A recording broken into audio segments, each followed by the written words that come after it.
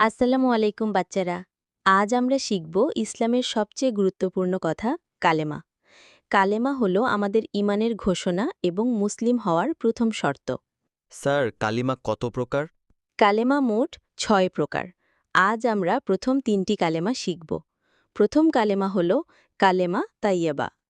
পড়ো আমার সাথে। লা ইলাহা ইল্লাল্লাহু মুহাম্মাদুর রাসূলুল্লাহ। স্যার এর মানে কি?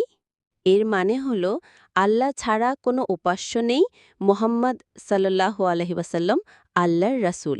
যে মন থেকে এই কালেমা পড়ে ও বিশ্বাস করে সে মুসলিম হয় এবং জান্নাতের আশা পায়। কালেমা ২ শাহাদত।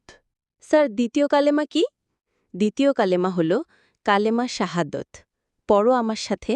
আশহাদু আল্লা ইলাহা ইল্লাল্লাহু ওয়াহদাহু লা শারীকা লাহু আশহাদু আন্না মুহাম্মাদান আবদুহু ওয়া রাসূলুহু। এর মানে কি স্যার? এর মানে হলো আমি সাক্ষ্য দিচ্ছি যে আল্লাহ ছাড়া কোনো উপাস্য নেই, তিনি এক, তার কোনো অংশীদার নেই। আর আমি সাক্ষ্য দিচ্ছি যে মোহাম্মদ সাল্লাল্লাহু আলাইহি ওয়াসাল্লাম তার বান্দা ও রাসূল। কালেমা ৩ তামজিদ। স্যার তৃতীয় কালেমা কি? তৃতীয় কালেমা হলো কালেমা তামজিদ। পড়ো আমার সাথে।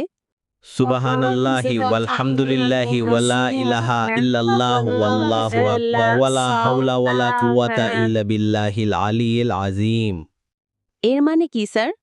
এর মানে হলো আল্লাহ পবিত্র, সমস্ত প্রশংসা আল্লাহর জন্য, আল্লাহ ছাড়া কোনো উপাস্য নেই, আল্লাহ সর্বশ্রেষ্ঠ এবং আল্লাহ ছাড়া কোনো শক্তি ও ক্ষমতা নেই, তিনি মহান, মহাশক্তিশালী। খুব ভালো বাচ্চারা, আজ আমরা প্রথম ৩টি কালেমা শিখেছি। তোমরা প্রতিদিন এগুলো পড়বে, মুখস্থ করবে এবং এর অর্থ মনে রাখবে। আল্লাহ আমাদের সবাইকে ইমানের উপর অটল রাখুন। আমিন।